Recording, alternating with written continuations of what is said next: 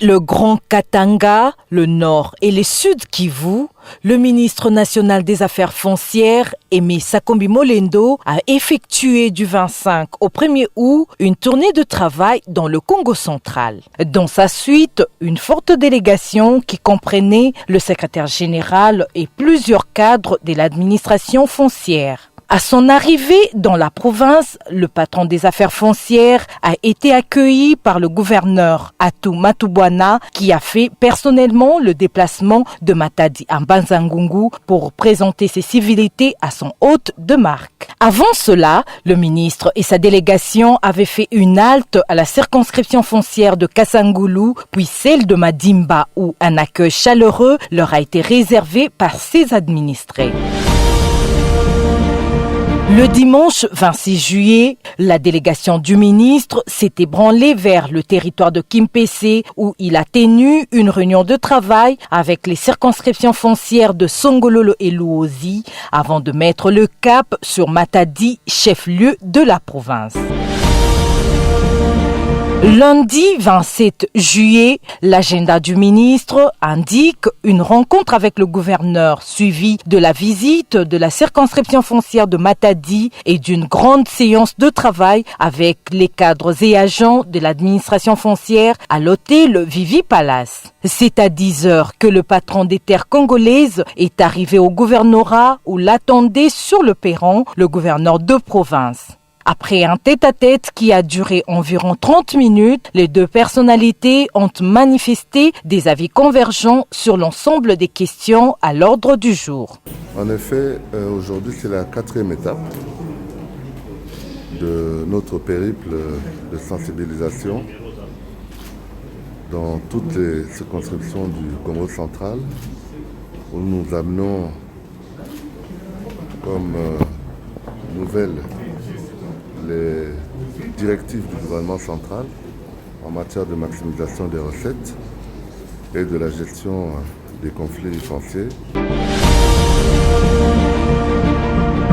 Mardi 28 juillet, avant de prendre la direction de Boma, la caravane ministérielle a visité le terminal pétrolier Lerescom, le terminal pour marchandises conventionnelles Sokopé et le terminal conteneur MGT au port sec de Ledia. Poursuivant sa ronde, l'attelage s'est arrêté à la circonscription foncière de Sekebanza pour une séance de travail, une de plus avec les cadres et agents de cette administration foncière. Enfin, le cortège est arrivé à Boma en fin de journée où l'attendait la maire de la ville, Marie-Josée Nyongo. Après les honneurs, le ministre s'est entretenu avec la maire dans son cabinet de travail avant de faire le tour du propriétaire de locaux dans la circonscription de Boma.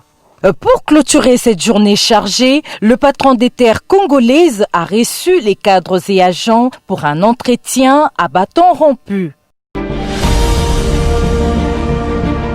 Mercredi 29 juillet, la journée était consacrée à la visite de la circonscription de Lukula dans le bas-fleuve. Jeudi 30 juillet, le ministre Aimé Sakombi Molendo et sa délégation ont atteint Mwanda, dernière étape de leur tournée. Après l'accueil en fanfare au bureau de l'administrateur du territoire, la délégation a visité les bureaux de la circonscription foncière de Mwanda avant de retrouver ses administrés et les autorités locales au Flat Hotel Prosper pour un échange. D'entrée des jeux, le ministre a félicité la circonscription foncière de Mwanda pour ses performances en matière de maximisation des recettes.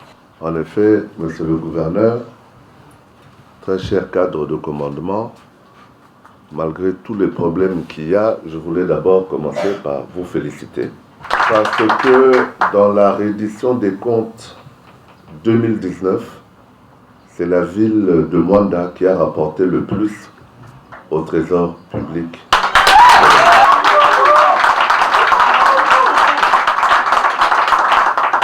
Et ce, malgré toutes les difficultés que le conservateur vient d'étaler de manière magistrale. Il ressort de cette tournée que toutes les circonscriptions foncières du Congo central font face à la problématique des chefs coutumiers et des ayants droit des terres. Et que le sol et le sous-sol appartiennent à la République démocratique du Congo, à personne d'autre. Les chefs coutumiers et les ayants droit sont incompétents pour gérer la problématique de la terre. En réponse aux problèmes soulevés par les différents responsables des circonscriptions foncières du Congo central, le ministre a martelé que la numérisation demeure la solution radicale pour la maximisation des recettes et la lutte contre le coulage. Monsieur le conservateur, ces deux choses-là,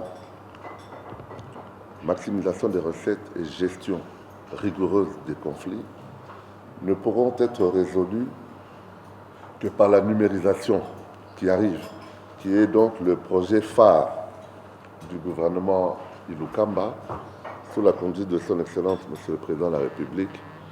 Nous allons numériser ce cadastre. Je vous demande de vous préparer, en prélude à cette numérisation, à la grande conversion des titres. Tous les titres précaires, livrets de logeurs ou autres contrats d'occupation, tout ça, tout doit faire place au certificat d'enregistrement.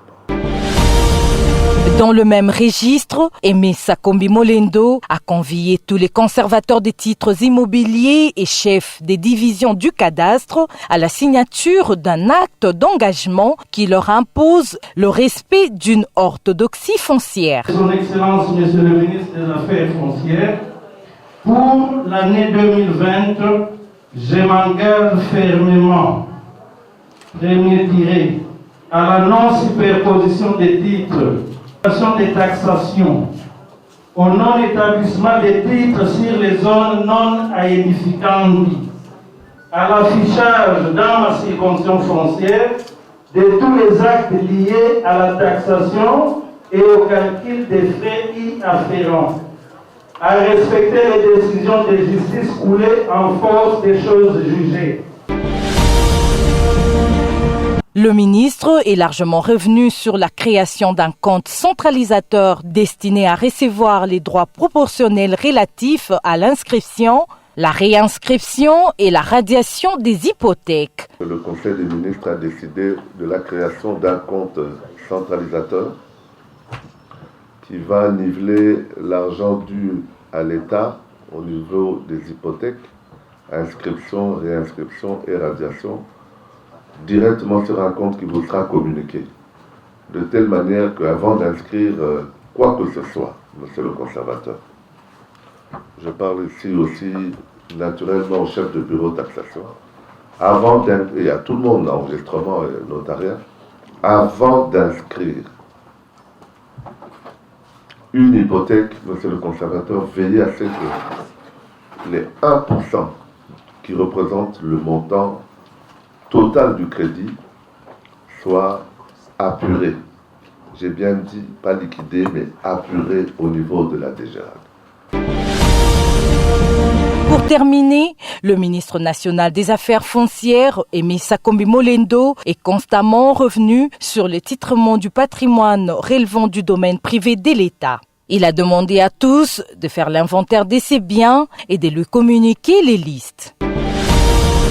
Ici est de signaler que depuis l'étape de Matadi, le vice-gouverneur Justin Luemba, au nom du gouverneur, a accompagné la délégation du ministre jusqu'au terme de cette visite.